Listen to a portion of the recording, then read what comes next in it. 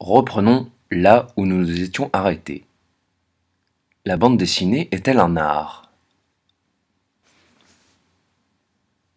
Jusque dans les années 1970, on parle de la bande dessinée comme un sous-genre de l'art, comme un petit phénomène qui convient à la culture populaire ou aux adolescents.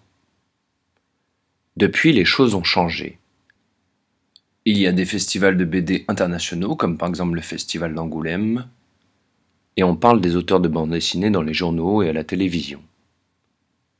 Mais c'est surtout la bande dessinée elle-même qui a permis ce changement de point de vue et a permis qu'on la reconnaisse comme un art à part entière. Par exemple, les œuvres de bande dessinée ne servent pas qu'à se divertir. Les BD sont de plus en plus complexes. Il existe ce qu'on appelle des romans graphiques, comme par exemple Maus. L'auteur Art Spiegelman y raconte l'histoire vraie de son père dans les camps de concentration nazis. Dans la bande dessinée, les déportés sont des souris qui sont persécutés par des chats. Il existe également des reportages de journalistes sous forme de bande dessinée. Par exemple Gaza de Sacco ou Le photographe de Emmanuel Gilbert. Le dessinateur devient alors un reporter et vit l'action, dont il devient à la fois un observateur et un acteur. Là où la télévision a besoin de renouveler en permanence son stock d'images, périmées dès que diffusées, la bande dessinée les transforme en un récit qui dure et qui est capable de rester passionnant bien après les événements qu'il décrit. Les BD ne sont donc pas que des livres illustrés pour adolescents. Cependant, les bandes dessinées sont-elles des œuvres d'art? Les bandes dessinées sont dessinées par des artistes, puis des éditeurs en font des copies pour les vendre dans le monde. Certaines bandes dessinées sont dessinées par ordinateur, bien sûr, mais comme depuis toujours, il existe évidemment des artistes qui peignent chaque page de leur bande dessinée. On appelle ces pages dessinées des planches de bande dessinée. Question. Ces images, les planches originales de bande dessinée, sont-elles des œuvres d'art? Si des BD comme Dragon Ball, par exemple, ou Tintin, sont connus dans le monde entier et par tout le monde, est-ce qu'elles n'ont pas la même valeur que la Joconde, qui est elle aussi est copiée et imprimée à des milliers d'exemplaires? Derrière les mangas et les BD que nous lisons et voyons, se cachent de grands artistes. Certaines planches sont de véritables chefs-d'œuvre de forme et de couleurs.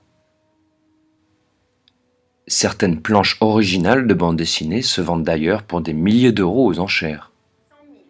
100 000, 110 000, 120 000, 130 000. Les prix grimpent. 140 000, 150 000. C'est bien vu à 150 000? De plus, la bande dessinée entre au musée. Il y a un musée de la bande dessinée à Bruxelles, et de plus en plus d'auteurs de bande dessinée ont des expositions qui leur sont consacrées. Par exemple Bilal au musée des Arts et Métiers ou au Louvre, ou encore Moebius à la Fondation Cartier.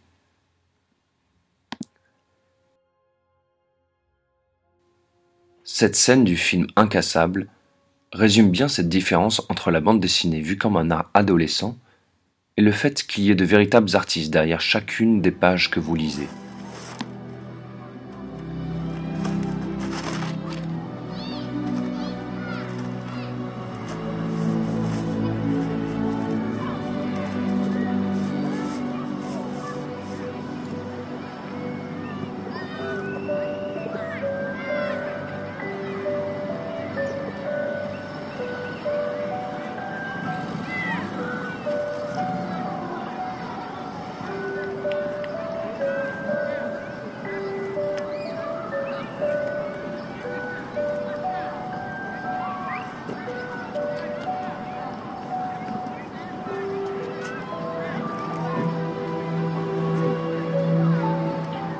Il y en a plein d'autres comme ça.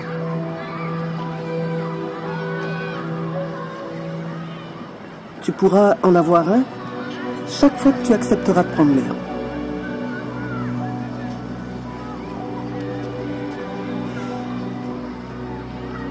celui-là, il a une fin inattendue, paraît-il.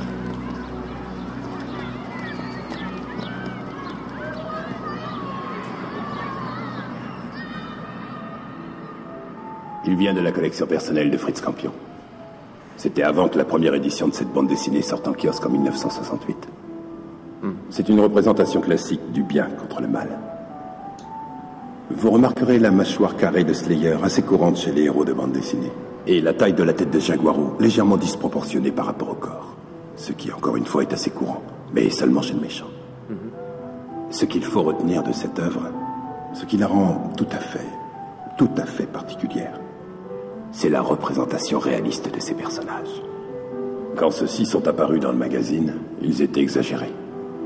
Comme ça arrive toujours. Ça, c'est une pièce unique.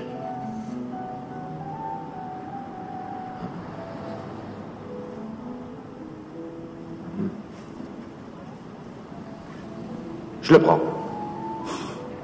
J'appelle ça une décision extrêmement sage.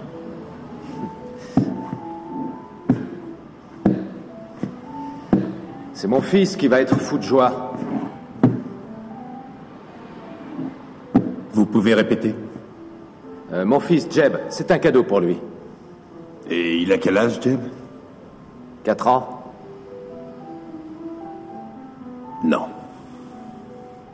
Non, non, non, non, non. Il faut que vous partiez. Vite. Qu'est-ce que j'ai dit? Est-ce que vous voyez les Teletubbies ici? Est-ce que vous voyez une étiquette en plastique agrafée sur ma chemise avec mon nom imprimé dessus? Est-ce que vous voyez un petit Asiatique sans expression là dehors, assis dans un hélicoptère mécanique qui bouge quand on met des pièces dedans? Non? Ça, c'est ce qu'on voit dans un magasin de jouets. Vous devez vous croire dans un magasin de jouets puisque vous faites des achats pour un enfant prénommé Jeb. L'un de nous a fait une erreur grossière et l'un de nous a fait perdre à l'autre un temps précieux. C'est une galerie d'art, mon ami. Et ça, c'est une œuvre d'art.